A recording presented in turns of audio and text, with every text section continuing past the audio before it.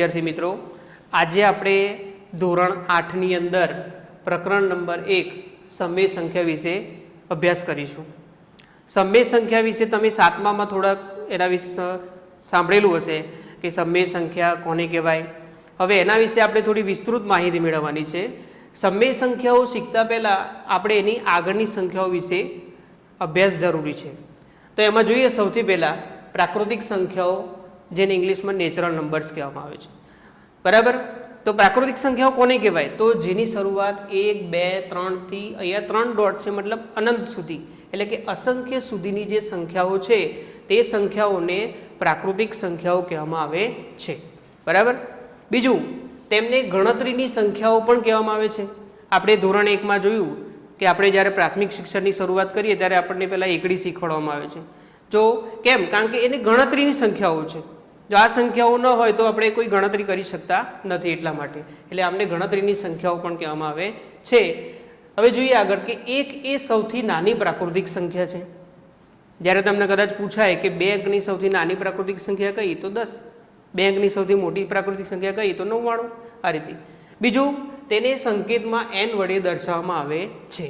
તમે આગળના સ્ટાન્ડર્ડમાં અભ્યાસ કરશો એટલે આવું પ્રાકૃતિક સંખ્યાઓ લખો એવું નહીં પૂછેલું હોય, ખાલી લખેલું હશે n સંખ્યાઓ લખો। n એટલે તમારે સમજી જવાનું પ્રાકૃતિક સંખ્યાઓ। નેક્સ્ટ આગળ જોઈએ આપણે પૂર્ણ સંખ્યાઓ, જેને અંગ્રેજીમાં હોલ નંબર્સ કહેવામાં આવે છે। તો અહીંયા જોઈએ કે જેમાં આગળ 0 અહીંયા એડ થયેલો છે, એટલે કે 0, 1, 2, 3 થી અનંત સુધીની, એટલે કે અસંખ્ય સુધીની જે સંખ્યાઓ છે એ સંખ્યાઓને પૂર્ણ સંખ્યાઓ કહેવામાં આવે છે। 0 એ સૌથી નાની પૂર્ણ સંખ્યા છે, બરાબર। 0 એ શું છે? આમાં પ્રાકૃતિક સંખ્યામાં 1 હતું, તો આમાં શું છે? 0, એટલે 0 એ સૌથી નાની પૂર્ણ સંખ્યા છે। હવે આગળ જોઈએ કે પૂર્ણ સંખ્યાઓ કેવી રીતે બને છે। તો પ્રાકૃતિક સંખ્યાઓ 1, 2, 3 થી શરૂઆત થતી હતી, એની આગળ શું લાગી ગયું? તો 0। એટલા માટે મેં લખ્યું છે કે 0 અને પ્રાકૃતિક સંખ્યાઓ મળીને પૂર્ણ સંખ્યાઓ બને છે। કદાચ તમને પૂછાય એક્ઝામમાં કે પૂર્ણ સંખ્યાઓ કેવી રીતે બને છે, એટલે તમારે લખવાનું કે 0 અને પ્રાકૃતિક સંખ્યાઓ મળીને શું બને છે? પૂર્ણ સંખ્યાઓ બને છે। હવે જોઈએ આગળ, તેને સંકેતમાં w વડે દર્શાવવામાં આવે છે। w એટલે હોલ નંબર્સ, તમારે w યાદ રાખવાનું ખાલી કે ભાઈ w વાળી સંખ્યા લખો એટલે પૂર્ણ સંખ્યાઓ। આગળ આપણે નેક્સ્ટ જોઈશું પૂર્ણાંક સંખ્યાઓ, જેને અંગ્રેજીમાં ઇન્ટેજર્સ કહેવામાં આવે છે। તો પૂર્ણાંક સંખ્યાઓ શીખતા પહેલા આપણે એને સંખ્યા રેખાથી જો શીખીશું તો આપણને ઇઝી પડશે, એટલા માટે મેં અહીંયા સંખ્યા રેખા દોરેલી છે। સંખ્યા રેખા વિશે આપણે ધોરણ 6 થી અભ્યાસ કરતા આવ્યા છીએ કે સંખ્યા રેખા એટલે કે સંખ્યા દર્શાવતી રેખા। આ સંખ્યા રેખા ઉપર અહીંયા મેં 3 પ્રકારની સંખ્યાઓ દર્શાવેલી છે। એમાં જોઈએ તો સૌથી વચ્ચે કયો છે? તો 0 છે। 0ની જમણી બાજુ જોઈએ તો 1, 2, 3, 4, 5 અનંત સુધીની સંખ્યાઓ આવે, અને 0ની ડાબી બાજુ જોઈએ તો -1, -2, -3, -4 અનંત સુધીની સંખ્યાઓ આવે। તો તમે 0 થી જેમ જેમ જમણી બાજુ જશો એમ પૂર્ણાંકો મોટા થતા જશે, 0ની જેમ તમે ડાબી બાજુ જશો એમ પૂર્ણાંકો નાના થતા જશે। તો આના ઉપરથી આપણે જોઈએ કે આ ધન છે, આ ઋણ છે ને આ 0 છે, તો આ 3 સંખ્યાઓનો જેમાં સમાવેશ થતો હોય તેવી સંખ્યાઓને આપણે પૂર્ણાંક સંખ્યાઓ કહીશું। તો એટલા માટે અહીંયા વ્યાખ્યા છે કે ધન સંખ્યા, ઋણ સંખ્યા અને 0નો જેમાં સમાવેશ થતો હોય તેવી સંખ્યાઓને પૂર્ણાંક સંખ્યાઓ કહેવામાં આવે છે। હવે આગળના જેમ જોઈએ કે એને સંકેતમાં z વડે દર્શાવવામાં આવે છે, બરાબર। તમારે યાદ રાખવાનું, z તમને આગળના સ્ટાન્ડર્ડમાં આવશે 9, 10માં, ભાઈ પૂર્ણાંક સંખ્યાઓનો સંકેત કયો? તો z, એટલા માટે મેં અહીંયા લખેલું છે। હવે આપણે જોયું કે પ્રાકૃતિક સંખ્યા વિશે અભ્યાસ કર્યો, પૂર્ણ સંખ્યા વિશે, પૂર્ણાંક વિશે। હવે આપણે જોવાનું છે અપૂર્ણાંક। તો અપૂર્ણાંક તમે ધોરણ 3 થી ભણતા આવ્યા છો કે અપૂર્ણાંક કોને કહેવાય? તો જે સંખ્યાઓ પૂર્ણ નથી તેવી તમામ સંખ્યાઓને શું કહેવામાં આવે છે? અપૂર્ણાંક કહેવામાં આવે છે। અપૂર્ણાંકમાં આપણે ધોરણ 3 થી ભણતા આવ્યા છે કે શુદ્ધ અપૂર્ણાંક આવે, અશુદ્ધ અપૂર્ણાંક આવે, મિશ્ર અપૂર્ણાંક આવે, દશાંશ અપૂર્ણાંક આવે। તો આવા તમામ પ્રકારની જે સંખ્યાઓ છે એ બધી સંખ્યાઓનો સમાવેશ અપૂર્ણાંકમાં થતો હોય છે। આ બધી જે વિગતો છે તમારે વિડીયો પોઝ કરીને નોટબુકમાં લખવાની રહેશે। હવે આપણે આગળ જોઈશું અપૂર્ણાંક વિશે આપણે અભ્યાસ કર્યો। હવે નેક્સ્ટમાં આપણે જે ચેપ્ટરનું નામ છે સમય સંખ્યાઓ. હવે આપણો ખરો ટોપિક શરૂ થાય છે. સમય સંખ્યાઓ જેને અંગ્રેજીમાં રેશનલ નંબર્સ કહેવામાં આવે છે. તો સમય સંખ્યા કોને કહેવાય? તો જેમાં પૂર્ણાંકો અને અપૂર્ણાંકોનો સમાવેશ થતો હોય. આપણે પૂર્ણાંકો અને અપૂર્ણાંકો વિશે આગળ ભણ્યો, અભ્યાસ કર્યો. તો પૂર્ણાંકો અને અપૂર્ણાંક આ બંનેનું જેમાં ટોટલી બધી સંખ્યાઓનો સમાવેશ જેમાં થતો હોય તેવી સંખ્યાઓને સમય સંખ્યાઓ કહેવામાં આવે છે. આપણે શરૂઆતથી જોયું કે પ્રાકૃતિક સંખ્યાઓથી શરૂઆત કરી. પ્રાકૃતિક સંખ્યાઓનો સમાવેશ પૂર્ણ સંખ્યા થયો. પૂર્ણ સંખ્યાઓ અને પ્રાકૃતિક સંખ્યાઓનો સમાવેશ પૂર્ણાંક સંખ્યામાં થયો. પૂર્ણાંકોનો સમાવેશ અપૂર્ણાંકમાં, અને છેલ્લે હવે જોઈએ કે સમય સંખ્યામાં ટોટલી પૂર્ણાંકો અને અપૂર્ણાંકોનો સમાવેશ થાય છે. એટલે આવી બધી જે સંખ્યાઓ છે ને આપણે સમય સંખ્યા કહીશું. તેમને સંકેતમાં પીના છેદમાં ક્યુ સ્વરૂપે દર્શાવવામાં આવે છે. અપૂર્ણાંકમાં ટૂંકમાં હશે. એક ખાસ યાદ રાખવાનું તમારે કે અહીં પી અને ક્યુ પૂર્ણાંક સંખ્યાઓ છે, પરંતુ ક્યુ ડઝ નોટ ઇક્વલ ટુ 0. આનો મતલબ એ થાય છે કે પી જે છે એ અંશની અંદર તમારે 0 હોય, ધન સંખ્યા હશે, ઋણ સંખ્યા હશે, બરોબર. છેદમાં પણ ધન હોય, ઋણ હોય, પરંતુ છેદની અંદર ક્યારે પણ 0 આવશે નહીં. આ એ વસ્તુ કહેવા માંગે છે, બરાબર. હવે આ ચેપ્ટરમાં દાખલાઓ ગણતા પહેલા આપણે કેટલાક નિયમો સમજવા જરૂરી છે. તો એના માટે સમય સંખ્યાના સરવાળા અને ગુણાકારના કમ્બાઈન આપણે ગુણધર્મો અભ્યાસ કરીશું, જે આપણે 7મામાં અભ્યાસ કરેલો છે. અને મેં એ 7મા ધોરણના જ ઉદાહરણ લખ્યા છે, કારણ કે તમને જલ્દી યાદ આવી જાય, બરાબર. એમાં સૌથી પહેલો જે ગુણધર્મ છે સમૃદ્ધતાનો ગુણધર્મ. સમૃદ્ધતાનો ગુણધર્મ કોને કહેવાય? તો આ -3 એ પૂર્ણાંક સંખ્યા છે, આ 2 જે છે એ પણ પૂર્ણાંક સંખ્યા છે. હવે આ બંનેનો તમે જો જવાબ લાવશો તો એ 2 આવે છે. એટલે આ પૂર્ણાંક સંખ્યા છે, આ પૂર્ણાંક સંખ્યા છે, ને આ પણ પૂર્ણાંક સંખ્યા છે. એવી રીતે ગુણાકારમાં પણ છે. અહીંયા જોઈએ આપણે -5 છે અને ગુણ્યા -4 છે, તો માઇનસ પ્લસ 4 પંચા 20. એટલે કે પૂર્ણાંક સંખ્યાઓનો ગુણાકાર કરવાથી એનો જવાબ હંમેશા પૂર્ણાંક સંખ્યા જ મળે છે. તો આવો જે નિયમ છે એને સમૃદ્ધતાનો ગુણધર્મ કહે છે. તેના વિશે બુકમાં થોડું વધારે આપેલું છે ડીપમાં, એ તમે ઘરે અભ્યાસ કરી શકશો. આગળ જોઈએ ક્રમનો ગુણધર્મ. હવે 7મામાં આપણે અભ્યાસ કર્યો હતો ક્રમનો ગુણધર્મ કોને કહેવાય, બરાબર. અહીંયા જોઈએ કે -3 વત્તા 5 આપેલા છે, બરાબર.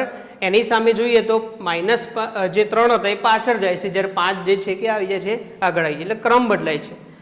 ક્રમ ભલે બદલાય, પણ જો તમે એનો જવાબ લાવશો તો બંનેનો જવાબ સેમ જ આવશે. એવી રીતે ગુણાકારમાં પણ જોશો, અહીંયા તમે 5 ચોક કરશો કે 4 પંચા 20 કરશો, બંનેનો જવાબ તો 20 જ આવે છે.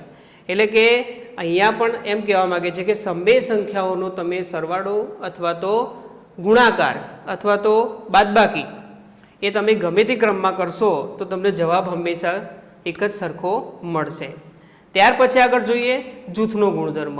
મેં એ ઉદાહરણ 7માને એટલા માટે લખ્યા છે કે તમને જલ્દી થોડું સમજી શકાય, બરાબર. હવે જૂથનો ગુણધર્મ આપણે જોઈએ તો જૂથના ગુણધર્મમાં તમારે ખાસ યાદ રાખવાનું 3 સંખ્યાઓ આપેલી હશે. 3 સંખ્યાઓમાંથી કોઈ પણ 2 સંખ્યાનું જૂથ બનાવવાનું, અને એ બંને સંખ્યા વચ્ચે જે પણ ક્રિયા લખેલી હોય, ક્રિયાઓમાં સરવાળો હોય, ગુણાકાર હોય કે બાદબાકી હોય, તો એ 3માંથી કોઈ પણ 2 સંખ્યાનું જૂથ બનાવવાનું, અને એમાં ત્રીજી સંખ્યા ઉમેરવાની. એટલે એ સંખ્યાનો આની સાથે સરવાળો, બાદબાકી કે ગુણાકાર કરશો તો તમને છેલ્લે જવાબ તો સરખો જ મળશે. એટલે અહીંયા જૂથનો ગુણધર્મ જોઈએ તો અહીંયા 5 વત્તા -3 અને +8 આપેલા છે. તો સૌથી પહેલાં હું આ બંને સંખ્યાઓનું જૂથ બનાવીશ, એનો જે જવાબ આવશે એમાં 8 ઉમેરીશ. અને અહીંયા સામે જોઈએ તો પહેલાં આ 2 સંખ્યાનું જૂથ બનાવેલું હતું, હવે પાછળની 2 સંખ્યાનું જૂથ બનાવીને એનો ક્રિયાઓ કરવામાં આવે છે, તો પણ બંને બાજુ તમને જવાબ તો સરખા જ મળશે, બરાબર. આ ગુણાકારની રીતે પણ અહીંયા આપેલું છે. અને ચોથો નંબરનો ગુણધર્મ જોઈશું, એ છે તટસ્થ સંખ્યાનો ગુણધર્મ.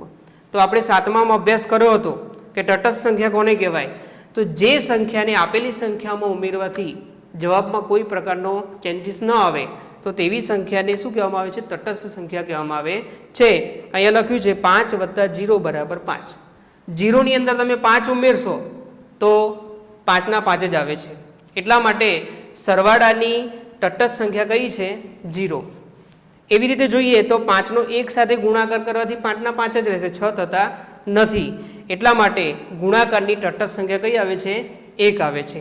તો હવે આપણે સ્વાધ્યાય 1.1માં આગળના દાખલાઓ જોઈશું. યોગ્ય ગુણધર્મોનો ઉપયોગ કરી કિંમત શોધો. આપણે આગળના જે ગુણધર્મો ભણી ગયા એના આધારિત અહીંયા દાખલાઓ છે એ આપણે અહીંયા ગણીશું. હવે જોઈએ સૌથી પહેલાં આ એક રકમ છે -2/3 ગુણ્યા 3/5 વત્તા 5/2 માઇનસ 3/5 ગુણ્યા 1/6. હવે જોઈએ કે આ સંખ્યાઓમાં સૌથી પહેલાં તમને કઈ કઈ સંખ્યાઓ સેમ દેખાય છે એને આપણે કોમન કાઢવી પડશે.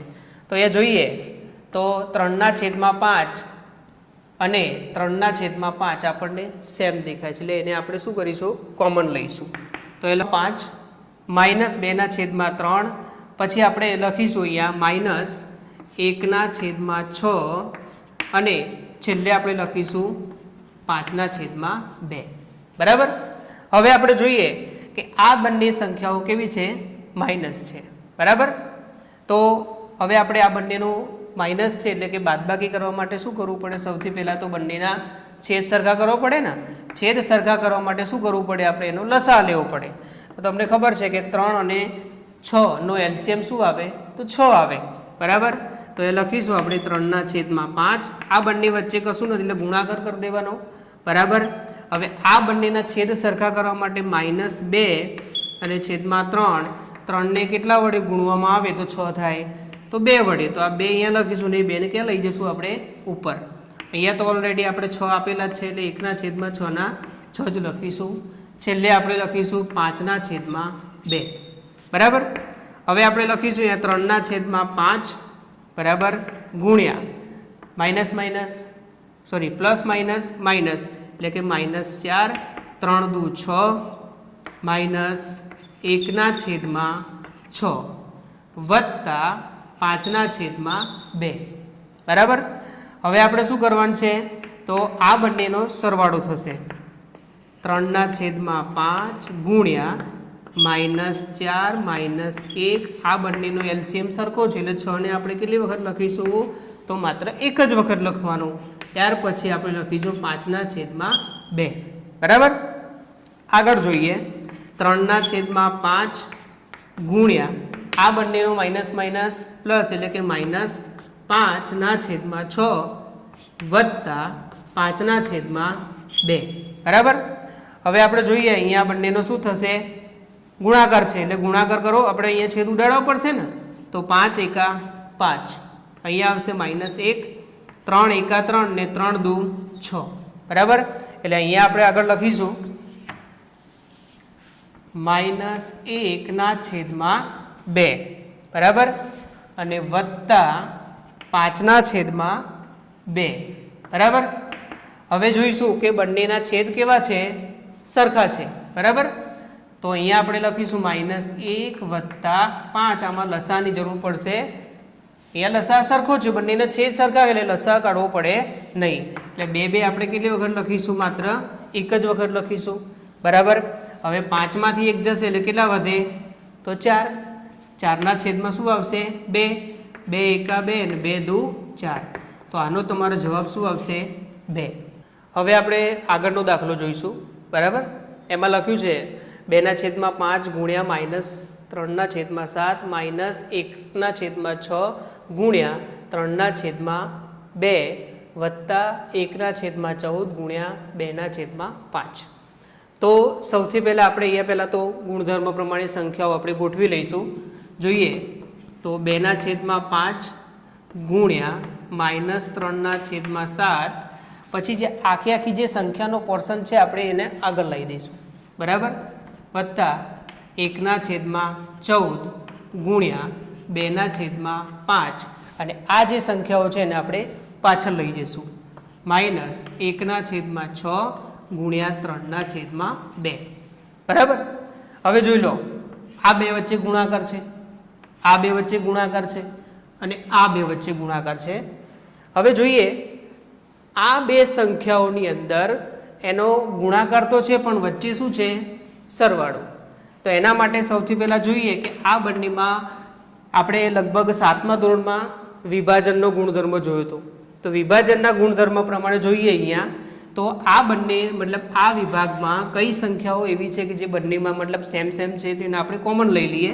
તેમાં જોઈએ તો 2/5 અને 2/5 એ સેમ સંખ્યા છે એટલે એને આપણે શું કરીશું કોમન કાઢીશું. તો 2/5 કોમન આવી ગયા.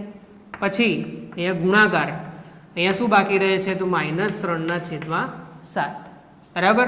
ત્યાર પછી વચ્ચે વત્તા 1/14 અને અહીંયા જોઈએ આપણે બંને વચ્ચે ગુણાકાર છે એટલે છેદ ઉડતા હોય તો આપણે ઉડાડી દઈએ.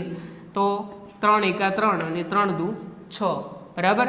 અહીંયા ચિહ્ન લખીશું માઇનસ, ઉપર કશું માત્ર એક જ છે એટલે ઉપર 1 અને નીચે 2 × 2 એટલે છેદમાં આવશે 4 બરાબર. હવે આપણે આગળ જે દાખલામાં જોયું એ પ્રમાણે જોઈશું. તો 2/5 બરાબર ગુણ્યા, હવે આ બંને વચ્ચે શું છે સરવાળાની નિશાની છે એટલે કે બંનેનો સરવાળો કરવા માટે બંનેના છેદ કેવા હોવા જોઈએ સરખા હોવા જોઈએ. તેના માટે બંનેનો એલસીએમ કાઢીશું લસા બરાબર. તો કેટલો આવશે 14 આવશે. આપણે છે ને બધા લસા કાઢતા તો બસ 14 આવે. તો અહીંયા જોઈએ 7ને કેટલા વડે ગુણવામાં આવે તો 14 થાય. તો જોઈશું આપણે કે 7 ગુણ્યા -3 અને અહીંયા 14 છે એટલે આપણે 1/14 જ લખવાના છે. તો 7 છે એને 2 વડે ગુણવામાં આવશે. 7 × 2 = 14 અને 2 ને ક્યાં લઈ જવાના ઉપર લઈ જવાના. -1/4 બરાબર. હવે જોઈ લઈએ આપણે 2/5 ગુણ્યા, અહીંયા જોઈશું ગુણાકાર પ્લસ માઇનસ માઇનસ 3 × 2 = 6 7 × 2 = 14 પછી અહીંયા 1/14 બરાબર અને છેલ્લે 1/4 બરાબર. આગળનું સ્ટેપ જોઈએ 2/5 ગુણ્યા, હવે જુઓ -6 + 1 બંનેનો છેદ સરખો છે એટલે એને આપણે એક જ વખતે લખીશું. ત્યાર પછી અહીંયા લખીશું -1/4. હવે 2/5 ગુણ્યા આ બંનેનું શું થશે આપણે બાદબાકી થશે એટલે કે 6 માંથી 1 જાય એટલે કેટલા વધે તો -5/14 અને -1/4. હવે જોઈએ આ બંને વચ્ચે ગુણાકાર છે તો જોઈ લઈએ આપણે છેદ ઉડે છે તો હા 2 × 2 2 × 14 આ 7 છે 2 × 2 2 × 14 અને 5 5 ઉડી જશે 5 × 5 એટલે આવશે -1 બરાબર. તો હવે આગળનો દાખલો આપણે જોઈએ તો અહીંયા આવે છે -1 બરાબર, છેદમાં આવે છે 7. ત્યાર પછી હવે અહીંયા આવે છે -1/4 બરાબર. હવે આપણે 7 અને 4 નો શું કરવું પડશે લસા કાઢવો પડશે. શું કરવું પડશે લસા. તો 7 × 28 આપણે જોઈએ અહીંયા લસા કાઢીને ઉપર 4 7 2 × 2 4 7 × 7 2 × 2 7 × 7 અને 7 × 7 2 2 4 અને 4 × 28. તો 28 કરવા માટે 7 ને કેટલા વડે ગુણવા પડશે તો 4 વડે અને 4 ને 7 વડે. તો અહીંયા જોઈએ આપણે -1 × 7 સાહેબ ચાલે એવું છે ને આટલામાં ઓકે. અને આગળ જોઈએ 4 ઉપર જશે અહીંયા બરાબર. અહીંયા જોઈશું 1 છેદમાં જોઈશું 4 અહીંયા આપણે 7 લઈ જવા પડશે બરાબર. હવે ગુણાકાર કરી દઈએ 4 × 4 7 × 28 બરાબર -7 × 7 7 × 28 બરાબર. હવે આ બંનેનો શું કરીશું આપણે -4 -7/28 અને છેલ્લે જોઈએ કે 7 ને 4 કેટલા થાય તો -11/28. આ તમારો જવાબ